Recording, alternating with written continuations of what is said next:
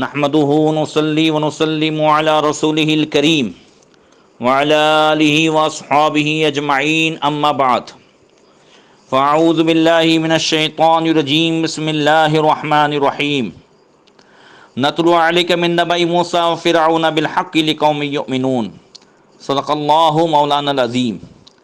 درود شریف پڑھیں اللہم صلی علی سیدنا مولانا محمد معدن الجود والکرم وآلہ وصحبہ وبارک وسلم۔ محترم سامعین، درس تفسیر کا یہ سلسلہ جاری ہے جس میں حضرت موسیٰ علیہ السلام و بنی اسرائیل کے حالات ابھی بیان ہو رہے ہیں۔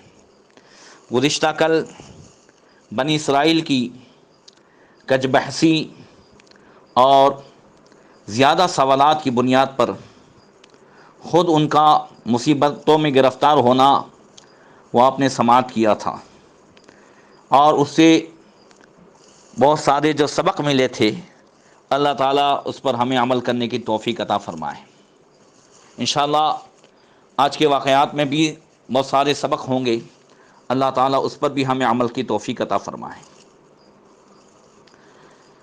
آپ نے یہ محسوس کیا ہوگا کہ آقا کریم صلی اللہ تعالی علیہ وسلم کے ارشاد کے مطابق کہ اگر وہ کوئی بھی جو ہے گائے ذبح کر لیتے تو ان کے لیے کافی تھی، مگر یہ سوال زیادہ کرتے گئے کہ اس کی عمر کیسی ہونی چاہیے، اس نے کبھی کام کیا ہو کہ نہ کیا ہو، کبھی کھیت میں گئی ہو کہ نہ گئی ہو، جوان ہے یا بوڑھی، رنگ کیسا ہونا چاہیے۔ یہ سوال زیادہ کرتے گئے اور ان پر سختیاں بڑھتی گئی۔ انہوں نے قالوا ادع لنا ربک یبین لونہا، رنگ تک پوچھ ڈالا، اور اس کی وجہ میں نے یہ بتائی تھی کہ اتنے زیادہ سوال کرنے کی اصل وجہ تو یہ بھی تھی کہ وہ موسیٰ علیہ السلام کو اپنے جیسا سمجھتے تھے، اور یہ نہیں کہ نبی کی زبان سے نکلا ہے تو ہم کوئی بھی گائے ذبح کر دیں۔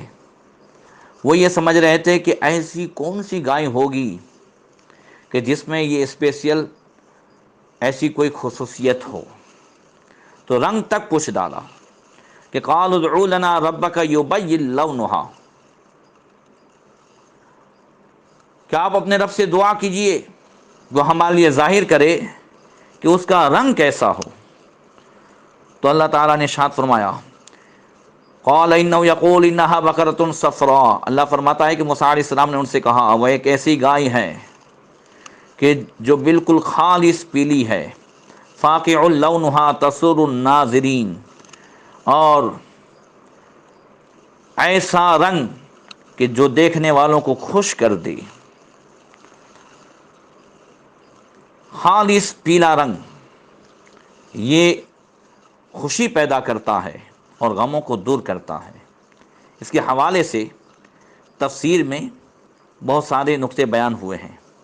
تفسیر نعیمی میں تفسیر عزیزی اور روح البیان کے حوالے سے حضرت عبداللہ ابن عباس اور حضرت مولا کائنات مولا علی کرم اللہ تعالی وجہ الکریم کی روایت ہے کہ جو شخص پیلے رنگ کے جوتے پہنے انشاءاللہ اس کے غم دور ہوں گے اور وہ خوش و خرم رہے گا۔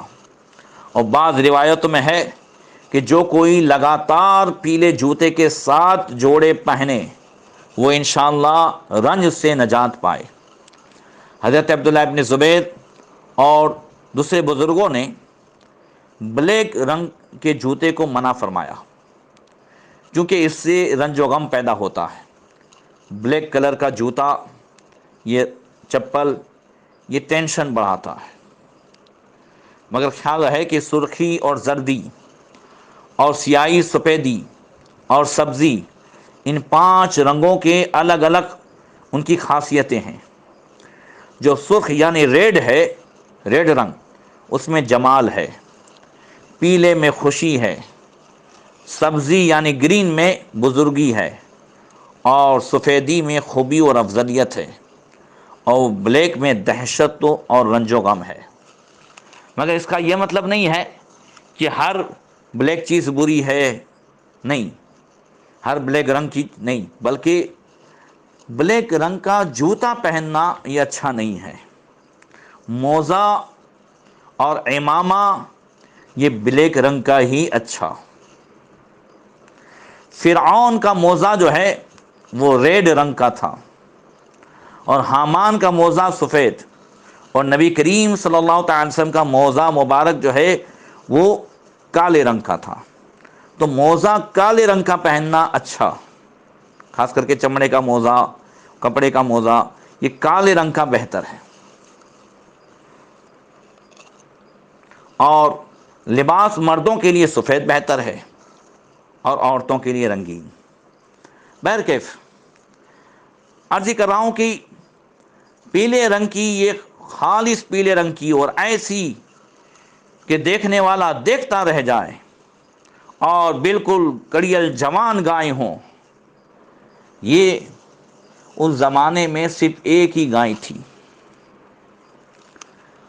اور چونکہ انہوں نے زیادہ سوالات کیے تو سختیاں زیادہ بڑھی۔ ویسے عام طور سے گائے کی قیمت 3 دینار تھی، مگر یہ اب اسپیشلسٹ گائے ڈھونڈنے گئے تو اب وہ بہت مہنگی ملی۔ اس گائے کا قصہ یہ ہے کہ بنی اسرائیل میں ایک بڑے نیک بزرگ تھے، اور ان کا ایک چھوٹا بچہ تھا۔ ان کے پاس ایک گائے تھی،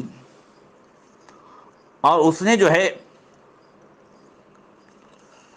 بچیا دی، اور اس بچے کو انہوں نے بڑی محبت سے پالا۔ جب ان کی موت کا وقت قریب ہوا بزرگ کی، تو اس بچڑے کو لے کر جنگل میں پہنچے اور دعا کی، اے اللہ، اس بچڑے کو میں تیرے سپرد کرتا ہوں۔ جب میرا بیٹا جوان ہو، ابھی تو وہ بچہ ہے، جب جوان ہو تو وہ اس کو لے لے، لہذا تو اس کی حفاظت کرنا۔ یہ کہہ کر کے جنگل میں چھوڑ کر کے آ گئے۔ کچھ دنوں کے بعد اس بزرگ کا انتقال ہو گیا۔ یہ تو انتقال کر گئے، مگر ان کی جو گائے تھی وہ جنگل میں بڑی ہوتی رہی، اور ان کا بیٹا اپنی ماں کے پاس جوان ہوتا رہا۔ یہ لڑکا جوان ہوا، نہایت سعادت مند اور نیک اور ماں کا فرما بردار تھا۔ ایک روز اس کی ماں نے کہا کہ تیرے باپ نے فلاں جنگل میں اللہ کے نام پر ایک بچڑی چھوڑی ہے، جو اب جوان ہو گئی ہوگی، اور اس میں یہ نشانیاں ہیں، تو جا اور اس کو پکڑ لا۔ لڑکا گیا اور ماں کی بتائی ہوئی نشانیوں سے اس کو پکڑ لیا۔ ماں نے کہا جاؤ بازار میں جا کر 3 دینار میں بیچ دو، مگر یاد رکھنا بیٹا، جب سودا ہو تو پھر مجھ سے اجازت لے لینا۔ اب یہ نوجوان گائے کو لے کر بازار میں گئے۔ ادھر ایک فرشتہ انسانی شکل میں خریداری کے لیے آیا۔ اس نے قیمت پوچھی، لڑکے نے کہا 3 دینار۔ اس نے کہا ٹھیک ہے۔ تو اس نے کہا مگر ماں سے پوچھوں گا تب جا کر کے یہ سودا پکا ہوگا۔ فرشتہ کہتا ہے، وہ جو انسانی شکل میں آیا تھا، 6 دینار لے لے مگر ماں سے مت پوچھ۔ اس نے کہا نوجوان نے، تو اگر اس کے برابر سونا بھی بھر کے دینا تو بھی ماں کو پوچھے بغیر میں سودا نہیں کروں گا۔ سبحان اللہ۔ غرض کہ لڑکا اپنی ماں کے پاس گیا اور اسے سارا واقعہ بیان کیا، تو ماں نے کہا جا 6 میں بیچ دے، مگر جب سودا ہو تو پھر مجھ سے پوچھ لینا۔ لڑکا پھر بازار گیا، پھر وہی فرشتہ انسانی شکل میں آیا، کہنے لگا بھئی کتنے میں بیچی؟ کہا 6 میں۔ کہا ٹھیک ہے، مگر میں تجھے 12 دیتا ہوں، ماں سے مت پوچھنا۔ اس نے کہا نہیں، ماں سے تو پوچھوں گا۔ پھر ماں کے پاس گیا۔ ماں اس کی ہوشیار تھی، عقل مند تھی، کہنے لگی یہ شاید کوئی فرشتہ ہے جو تیری آزمائش کے لیے آتا ہے، اگر اب ملے تو اس سے پوچھ لینا کہ ہم گائے ابھی بیچیں یا نہ بیچیں، کیا کریں۔ جب یہ لڑکا گیا بازار میں اور اس نے پوچھا، وہی فرشتہ آیا، فرشتے نے کہا اپنی ماں سے کہنا کہ ابھی اس کو روکے رکھو، عن قریب بنی اسرائیل کو اس کی ضرورت پڑے گی، موسیٰ علیہ السلام اس کو خریدیں گے اور اس سے ایک بہت بڑا معجزہ ظاہر ہوگا۔ جب وہ خریدنے آئے تو اس کی قیمت یہ مقرر کرنا کہ اس کی کھال کو سونے سے بھر دی جائے۔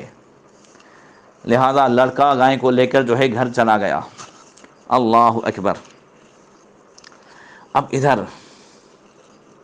حضرات واقعہ میں پورا کروں اس سے پہلے دل کرتا ہے کہ ماں باپ کے تعلق سے کچھ باتیں کی جائیں۔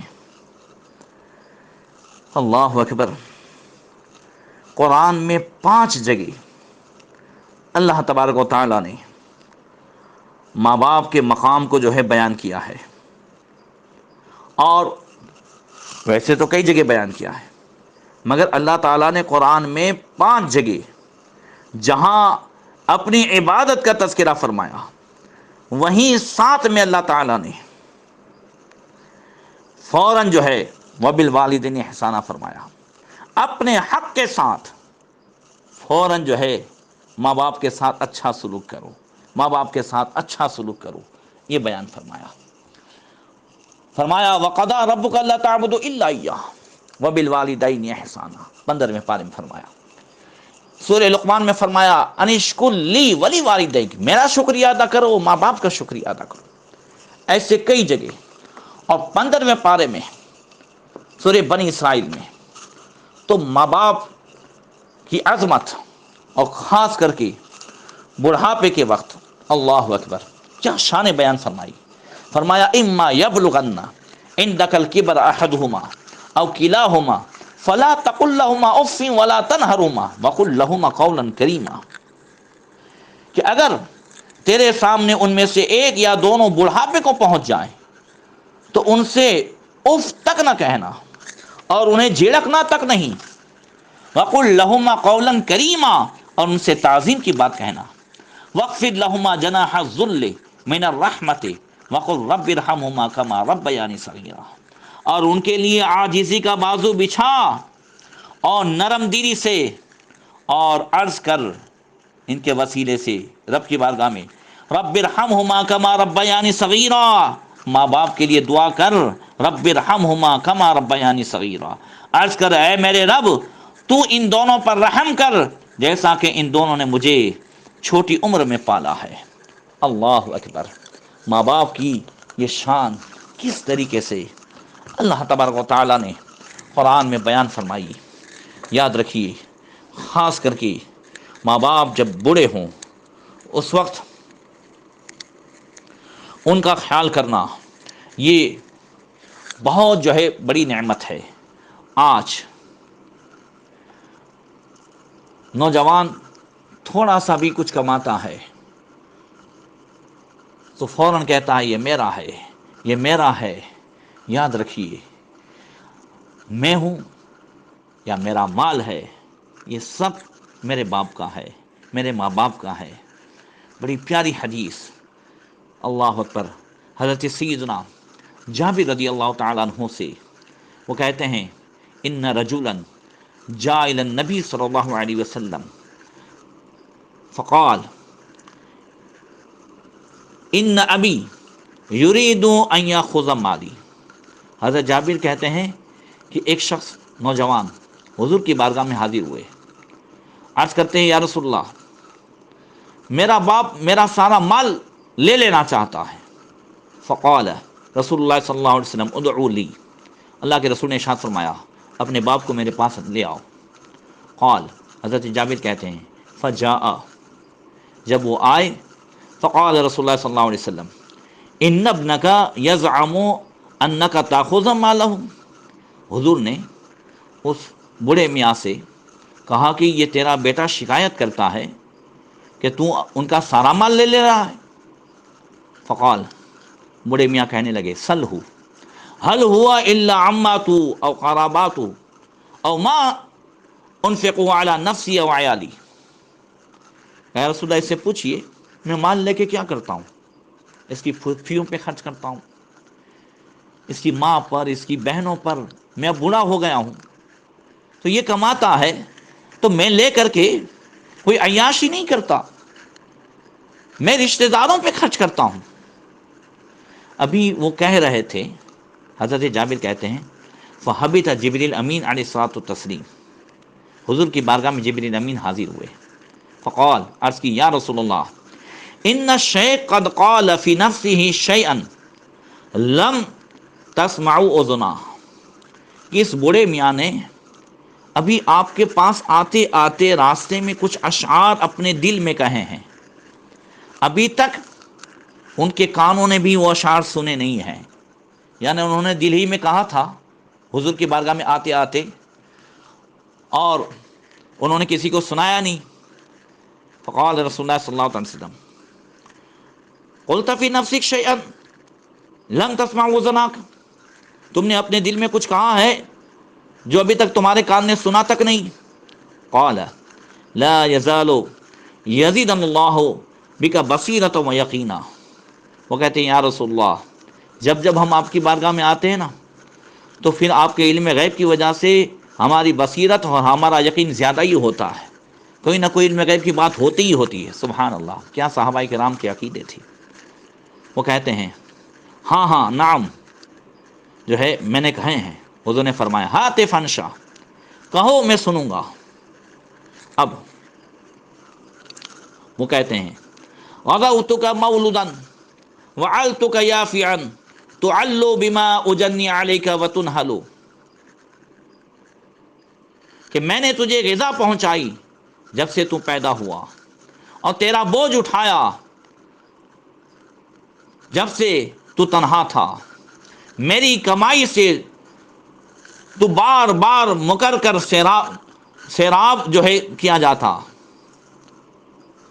اذا لیلۃ ضاقت کا بالسقم لم ابت لسقمک الا صاہرا اتم الملو، اور جب کوئی رات بیماری کا غم لے کر تجھ پر اترتی تو تیری ناسازی کے باعث جا کر لوٹ کر صبح کرتا، یعنی تیری بیماری کی وجہ سے پوری رات میں جگا کرتا۔ اللہ اکبر۔ نخاف الرضا نفسی علیک وانہا لتعلم ان الموت حتم مؤکل، اور میں ڈرتا کہ کہیں اس بیماری میں تیری موت نہ ہو جائے، حالانکہ موت یقینی ہے، سب پر مسلط کی گئی ہے۔ اللہ اکبر۔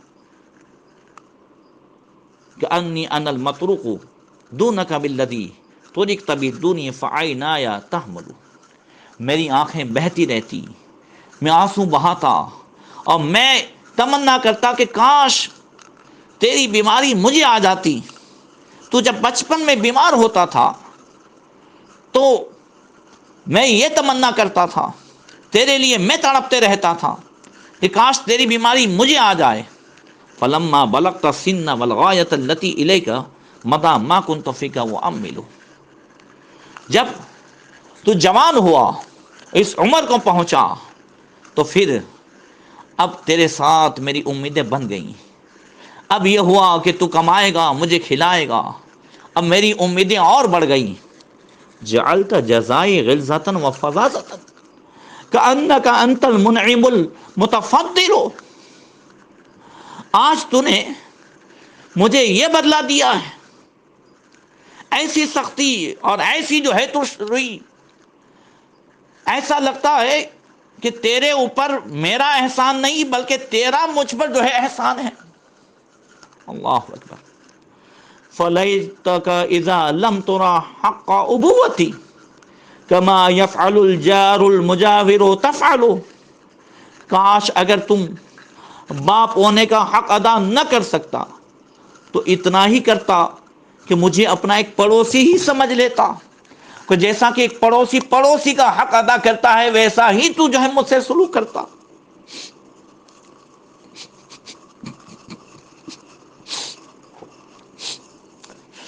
فبکا رسول اللہ صلی اللہ علیہ وسلم،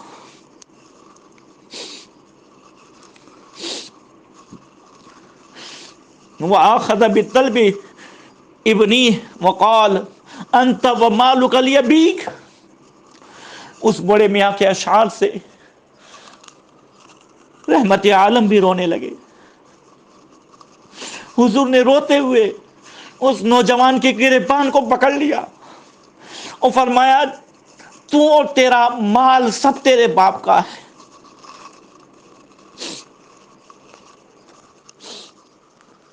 نوجوانوں، آج ہم یہ کہتے نہیں تھکتے ہیں کہ میں حق پر ہوں تو باپ کو بھی نہ چھوڑوں. جس باپ نے ہمیں پڑھایا، جس باپ نے مزدوریاں کر کر ہمیں عالم بنایا، مفتی بنایا، ڈاکٹر بنایا، انجینئر بنایا، آج ہم ان سے کہتے ہیں ابا تم کو خبر نہ پڑے، ابا تمہیں پتہ نہ چلے. ان کو پتہ چلتا تھا تبھی تو تجھے اس تک پہنچایا ہے.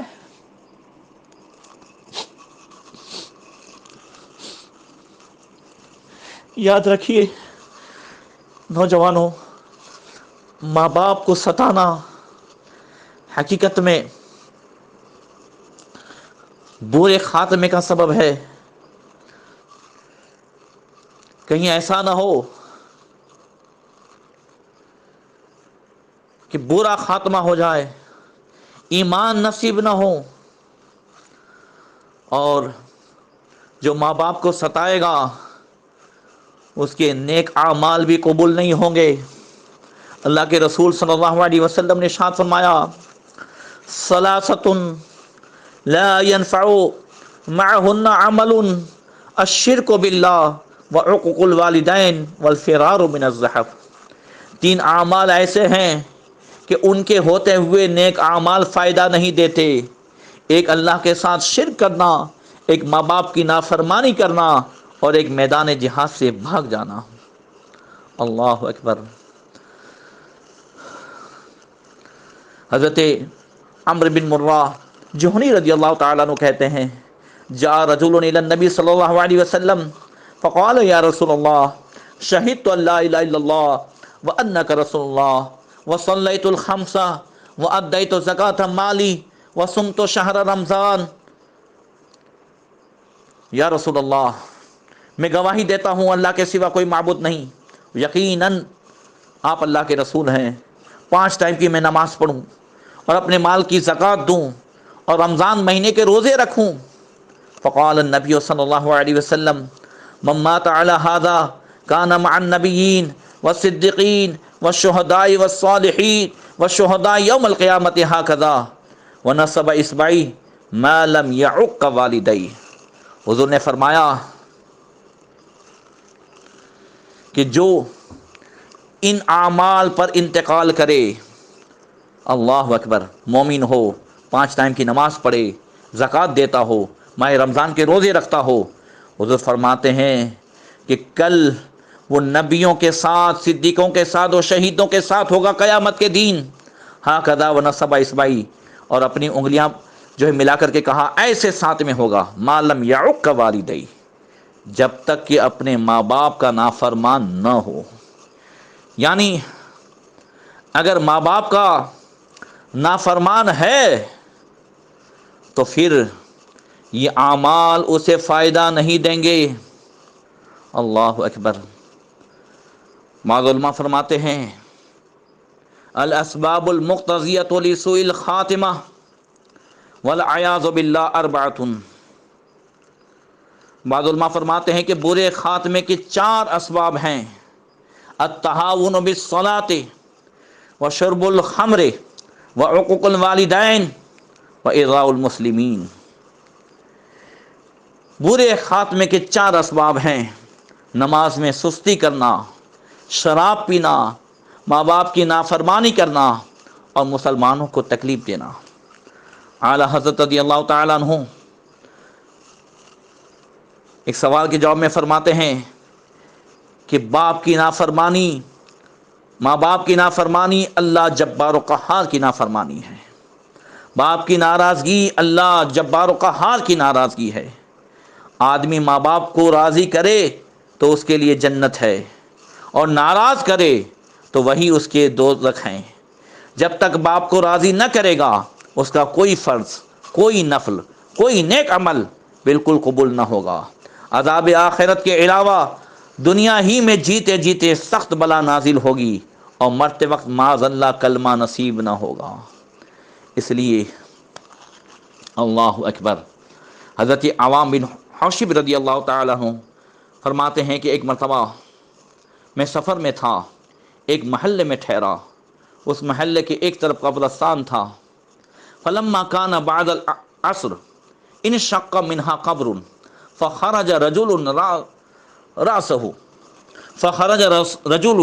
رأسه رأس الحمار وجسده جسد انسان فنحق ثلاث نحقات ثم انطبق عليه القبر۔